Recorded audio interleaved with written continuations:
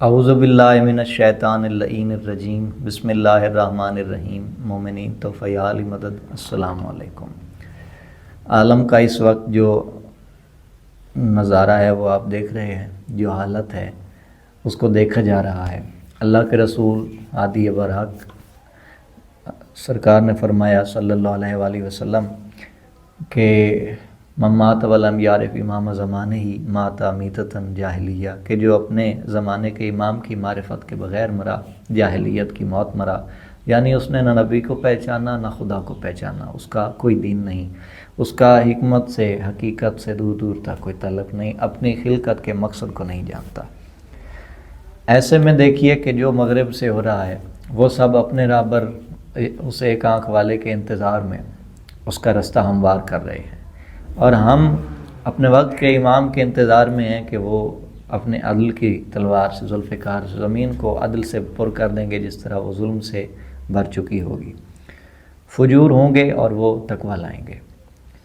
ایسے میں لوگوں کو امام کی معرفت کو بھلا دینے کی راہ پہ لگا دیا گیا، ذاتیات کو پیش کر کے، خود کو امام کی جگہ پہ رکھ کے، جھوٹے فکریں دے کر کہ دین کا حکم کچھ اور تھا۔ لوگوں نے اپنے عہدوں کے لیے، اپنے حکومتوں کے لیے امامت کو، دین کو، بیت المقدس کو، مقام مقدس کعبۃ اللہ کو استعمال کیا جہاں تک ہو سکا۔ اگر یہ کعبہ تک پہنچ جاتے تو پھر بات اور آگے بڑھ جاتی۔ ایسے میں دیکھنا یہ ہے کہ فحاشیوں سے بچا جائے، دو طرفہ فحاشیوں سے، اور حقیقت کو پہچانا جائے، امام کی معرفت کے ساتھ چلا جائے، تاکہ دنیا کے تقویٰ اور فجور، حقیقت اور دھوکہ دونوں کو دیکھا جا سکے۔ دھوکہ دیا جا رہا ہے انسانوں کو کہ ہم بہت اچھے ہیں لباس کے ذریعے، لیکن آستین میں سانپ ہے، اس اچھے لباس میں شر چھپا ہے، خون ریزی ہے۔ امام کی معرفت یہ ہے کہ حجت کے بغیر زمین خالی نہیں رہتی، حجت کا اذن ہوگا تو جہاد ہوگا۔ مولا غیبت میں اسی لیے ہیں کہ مولا نے لڑنا نہیں تھا، امام جعفر صادق علیہ السلام نہیں لڑے اور باقی ائمہ نہیں لڑے، حالانکہ لڑ سکتے تھے، انہیں محتاجی نہیں ہے نعوذ باللہ، اور نہ ہی امام غیب احتیاج رکھتے ہیں نعوذ باللہ ثم نعوذ باللہ، وہ بے عیب ہیں۔ اور امام کمزور نہیں ہے، امام آئیں گے تو وہ مجبور نہیں ہے، عیبدار نہیں ہے کہ ان کے پاس لڑنے کے لیے سپاہ یا طاقت نہیں ہوگی۔ ایک ایک فرد 40 مخالف سے لڑے گا، مومن اتنے طاقتور ہوں گے، تب مولا کی ذوالفقار کی طاقت ہوگی اور کچھ نہیں ہوگا۔ مولا عباس کا سایہ ہوگا، علم عباس ہوگا، اور یہ پرچم بلند رہے گا اور بلندی پہ نصب ہو جائے گا۔ وہ کعبہ پہ آئے گا، کعبہ کی چھت پہ، کعبہ کی دیوار سے پشت لگا کے آقا و مولا حجت برحق، حجت دوراں، وہ سرکار، وہ حسین شبیہ پیمبر خطبہ دے گا، وہ جس کے دائیں رخسار پہ حسین سیاہ تل ہے۔ تو اس روشنی سے، اس کے چہرے کی روشنی سے سورج اور چاند کی روشنی کی ضرورت نہیں رہے گی۔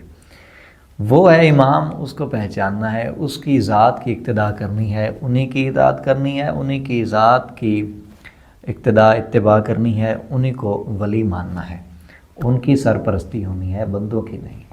اور یہاں پر ہمارا یہ مسئلہ نہیں کہ کس بات پہ خوشی منانی ہے یا کس بات پہ رنجیدہ ہونا ہے۔ خوشی منانی ہے آل محمد کی خوشی میں، غم منانا ہے آل محمد کے غم میں۔ جب قوم کے لیے کوئی قربانی ہو یا جس کے بعد کہا جائے کہ قوم کا اب نقصان ہے، تو وہ قوم کا خسارہ ہے، ان کا کوئی ضیاع ہے، لیکن ایسا نہیں، قوم ثابت ہے، وہ ٹھیک ہے۔ قوم کی اصل اس میں ہے کہ مولا کی معرفت نہ بھلائی جائے۔ وہ دجال کے لیے رستہ صاف کر رہے ہیں، انہیں باطل کے لیے اتنی خبر ہے، اور جو حق کے دعوے دار ہیں وہ امام کو بھلا چکے ہیں، اور انہیں امام کی خبر نہیں ہے کہ امام کی معرفت حاصل کریں، ابھی حکمت سے چلیں۔ جہاد نہیں تو حکمت ضرور ہوتی ہے۔ ابو ذر و میثم کس دور میں امیر المومنین کے ساتھ تھے، کوئی جنگ نہیں لڑی، لیکن رہتے کیسے تھے تو حق بری، پھر بھی حق نہیں چھوڑا، حکمت کے ساتھ رہتے تھے۔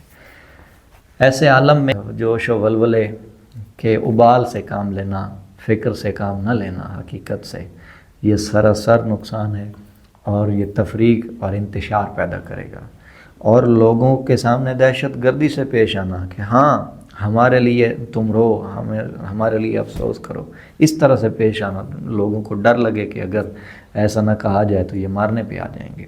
یہ قطعاً حق نہیں ہوتا، یہ دلیل نہیں ہوتی۔ اپنے امام کو پہچانیے، یہ موضوع ہے ہمارا اور یہ وظیفہ ہے ہمارا۔ امام کو پہچانیے، امام کی جگہ کسی کو نہیں دی جا سکتی، اور نہ ہی امام کے جانے سے جو نقصان ہوتا ہے وہ کسی اور کے جانے سے ہوگا، ایسا ہرگز نہیں ہے۔ حجت نہیں تو زمین باقی نہیں رہ سکتی، حجت موجود ہے، حجت کا ہی نظام ہے، وہ ناظم امور کائنات ہیں۔ فرشتے ان کے حکم سے آتے ہیں، موت کا فرشتہ ان کے حکم سے آتا ہے، اجازت لے کے آتا ہے روح قبض کرنے کے لیے۔ تو دنیا کیا ہے؟